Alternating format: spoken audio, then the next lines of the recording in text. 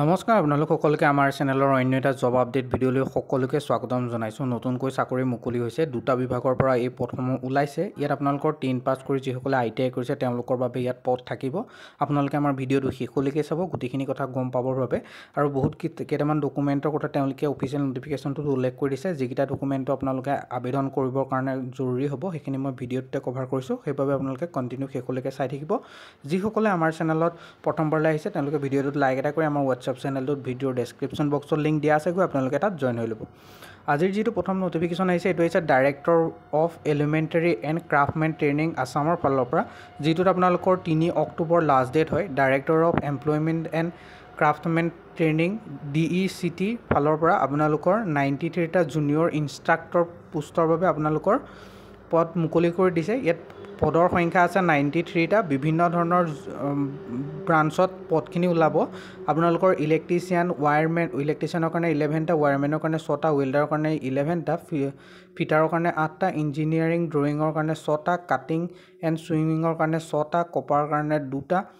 ঠিক তেনেদৰে civil, mechanical, dress making, IT ESMৰ কাৰণে মেচিনিষ্ট ডিজেল, মেচিনিষ্ট ইলেক্ট্ৰনিক্স, ঠিক তেনেদৰে আপোনালোকৰ পদসমূহ প্ৰত্যেকটো ব্ৰাঞ্চ ৱাইজ বেলেগ বেলেগে পদসমূহ দিছে। আপোনালোকে এবাৰ চাই ল'ব। ইয়াত আৰু আপোনালোকৰ ট্ৰেক্টৰ মেকানিক, তাৰপিছত মেকানিক ইনষ্ট্ৰুমেণ্টেশ্যন, প্লাম্বাৰ, তেনেকুৱা ধৰণৰ গোটেইখিনি বিভাগৰ কাৰণে পদ আছে। এই পদকেইটাত আপোনালোকে দৰমহা আপোনালোকৰ পে' স্কেলটো ষ্টাৰ্ট হ'ব 14,000 টকাৰ পৰা 70,000 টকা, আৰু পে' বেণ্ড 2 হয়। গ্ৰেড পে' আপোনালোকৰ 6,800 টকা আপোনালোকে গ্ৰেড পে' হিচাপে আপোনালোকে পাব।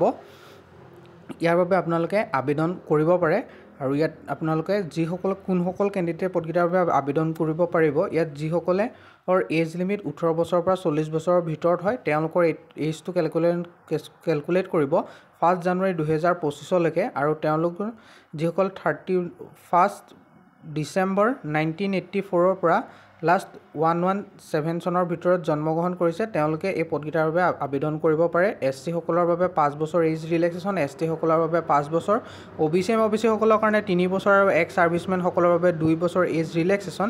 PWD কেণ্ডিডেটসকলৰ বাবে আপোনালোকে 10 বছৰ এজ ৰিলেক্সেশ্যনৰ সুবিধা এই পদকেইটাত তেওঁলোকৰ ফালৰ পৰা প্ৰদান কৰিছে।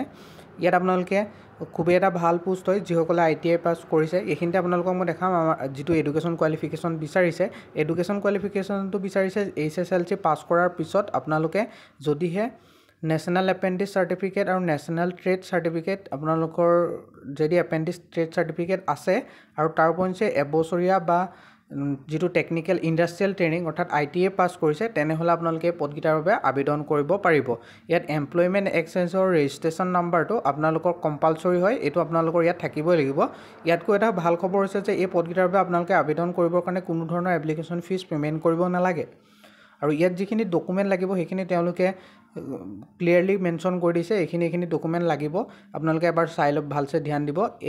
পাছপৰ্ট চাইজৰ ফটোকপি লাগিব, HSLC admit card, HSLC pass certificate লাগিব, qualification of examining certificate and marksheet লাগিব, স্কেনিং ছিগনেচাৰ স্কেন কৰা হ'ব লাগিব, ভেলিড এমপ্লয়মেণ্ট এক্সচেঞ্জৰ ৰেজিষ্ট্ৰেশ্যন চাৰ্টিফিকেট লাগিব, কাষ্ট চাৰ্টিফিকেট লাগিব, লগতে declaration form A under rule 5(1)ৰ আণ্ডাৰত, যিটো আপোনালোকৰ আছাম পাব্লিক ছাৰ্ভিচ কমিশ্যনৰ ফালৰ পৰা স্মল ফেমিলি নৰ্মছৰ নামত এখন ফৰ্ম দিয়ে, যিখন আপোনালোকে ফিল আপ কৰিব লাগিব। সেইটো মই আমাৰ হোৱাটছআপ চেনেলটোত দি দিম, আপোনালোকে তাত জইন হৈ ল'ব। PWD চাৰ্টিফিকেট লাগিব আৰু আধাৰ কাৰ্ড, ভোটাৰ কাৰ্ড এইখিনি লাগিব। যদিহে আপোনালোকৰ PWD অৰ্থাৎ পাৰ্চন উইথ ডিচেবিলিটি হয় তেতিয়াহে লাগিব, নহ'লে নালাগে। ষ্টাৰ্টিং ডেটটো আপোনালোকৰ 2 ছেপ্টেম্বৰৰ পৰা এই পদকেইটাৰ বাবে আবেদন আৰম্ভ হৈ গৈছে। লাষ্ট ডেট আপোনালোকৰ 3 অক্টোবৰ পৰ্যন্ত এই পদকেইটাৰ বাবে আপোনালোকে অনলাইন মাধ্যমত আবেদন কৰি থাকিব পাৰিব। আৰু এই পদকেইটাত কোনো ধৰণৰ আপোনালোকৰ এপ্লিকেশ্যন ফিজ নালাগে।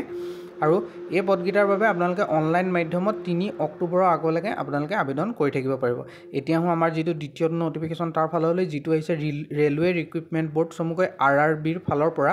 ইয়াত আপোনালোকৰ 18 ছেপ্টেম্বৰ অন্তিম তাৰিখ হয় আপোনালোকৰ আবেদন কৰা। ৰেলৱে ৰিক্ৰুইটমেণ্ট বৰ্ডৰ ফালৰ পৰা 434টা পেৰামেডিকেল কেটেগৰীৰ পোষ্টৰ বাবে তেওঁলোকে আবেদন বিচাৰিছে, যিকেইটাৰ বাবে তেওঁলোকে অফিচিয়েল নটিফিকেশ্যন মুকলি কৰি দিছিলে, আৰু যিকেইটাৰ আবেদন বৰ্তমান চলি আছে। আৰু আপোনালোকৰ অন্তিম তাৰিখটো মই যিটোকে কৈছোঁ 18 ছেপ্টেম্বৰ আপোনালোকৰ এই পদকেইটাৰ বাবে আবেদন কৰাৰ অন্তিমটো তাৰিখ। ইয়াত আপোনালোকৰ কেনেকুৱা ধৰণৰ পোষ্ট খালী হৈছে এইখিনি যদি চাবলৈ যায়, নাৰ্ছিং ছুপাৰিনটেণ্ডেণ্টৰ কাৰণে পোষ্ট আছে, ডায়েলজিষ্ট টেকনিচিয়ানৰ কাৰণে আছে, ইনস্পেক্টৰ গ্ৰেড 3 কাৰণে আপোনালোকৰ পদ আছে ফাৰ্মাচিষ্টৰ কাৰণে আছে ৰেডিঅ'লজি বা এক্স-ৰে কাৰণে আছে ইচিজি টেকনিচিয়ানৰ কাৰণে আছে লেবৰেটৰী এছিষ্টেণ্ট গ্ৰেড 2 কাৰণে 12টা পোষ্ট আছে ঠিক তেনেদৰে আপোনালোকৰ 434টা ভেকেন্সি আপোনালোকৰ ওলাইছে আৰু আপোনালোকৰ যিটো পে মেট্ৰিক্স হ'ব সেইটো হ'ব লেভেল 3 to 7 হ'ব 7 CPC পে মেট্ৰিক্সৰ আণ্ডাৰত আপোনালোকৰ চেলেৰি আহিব আৰু ইয়াৰ বাবে আপোনালোকৰ যিখিনি বয়সৰ সময়সীমা সেইখিনি আপোনালোকৰ নাৰ্ছিং সুপাৰিনটেণ্ডেণ্টৰ কাৰণে 20 পৰা 40 বছৰ ডায়ালিচিছ টেকনিচিয়ানৰ কাৰণে 20 পৰা 33 বছৰ হেল্থ ইনস্পেক্টৰ গ্ৰেড 2ৰ কাৰণে 18 পৰা 33 বছৰ ফাৰ্মাচিষ্টৰ কাৰণে 20 পৰা 35 বছৰ ৰেডিঅ'লজি এক্স-ৰে টেকনিচিয়ানৰ কাৰণে 19 পৰা 33 বছৰ ইচিজি টেকনিচিয়ানৰ কাৰণে 18 পৰা 33 বছৰ লেবৰেটৰী এছিষ্টেণ্ট গ্ৰেড 2ৰ কাৰণে আপোনালোকৰ 18 পৰা 33 বছৰ ভিতৰত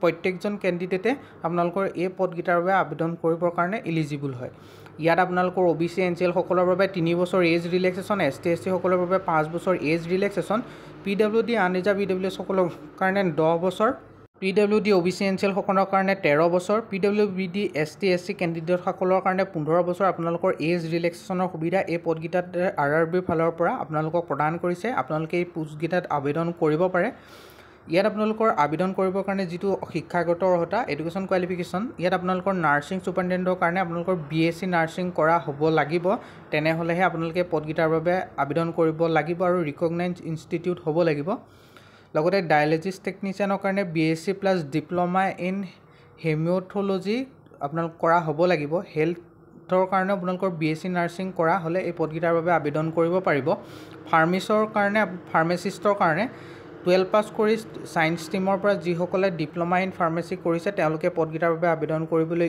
ইলিজিবল হয় ৰেডিঅ'লজি বা এক্স-ৰেটো আপোনালোকৰ যিসকলে 12 পাছ কৰি ফিজিক্স কেমেষ্ট্ৰি মেথছলৈ পাছ আউট কৰিছে ৰেডিঅ'লজি টেকনিচিয়ান তেওঁলোকে পদকেইটাৰ বাবে আবেদন কৰিব পাৰিব ঠিক তেনেদৰে লেবৰেটৰী এছিষ্টেণ্টৰ কাৰণে লেবৰেটৰী টেকনিচিয়ান বা diploma in medical laboratory technician pass কৰাসকলে পদকেইটাৰ বাবে আবেদন কৰিব পাৰিব ST SC PWBD কেণ্ডিডেটসকলৰ বাবে আপোনালোকৰ 250 টকা এক্স ছাৰ্ভিচমেনৰ কাৰণে 250 টকা ফিমেলৰ কাৰণে 250 টকা ট্ৰান্সজেণ্ডাৰৰ কাৰণে 250 টকা ঠিক তেনেদৰে ইকনমিকেলি বেকৱাৰ্ড কাষ্টৰ কাৰণে 250 টকা আৰু আদাৰ্ছ সকলৰ বাবে 500 টকা আপোনালোকে এপ্লিকেশ্যন ফিজ হিচাপে পে'মেণ্ট কৰিব লাগিব কেণ্ডিডেটসকলে UPI net banking debit card credit কাৰ্ডৰ জৰিয়তে আপোনালোকৰ যিটো এপ্লিকেশ্যন ফিজ হয় সেইটো আপোনালোকে অনলাইন মাধ্যমতে পে'মেণ্ট কৰিব লাগিব আৰু গোটেই প্ৰচিডিউৰটো অনলাইন মাধ্যমতে হ'ব আৰু যদিহে আপোনালোকে ক'ৰবাত দূৰত আপোনালোকৰ এক্সাম চেণ্টাৰ পৰে বা আপোনালোকে যাব লগা হয় তেনেহ'লে আপোনালোকে যদি তাৰ ৰিচিপ্ট দিয়ে তেনেহ'লে তাৰ পইচাটো আপোনালোকক ৰিটাৰ্ণ কৰি দিব RRB যিটো ৰিক্ৰুইটমেণ্ট বৰ্ডৰ ফালৰ পৰা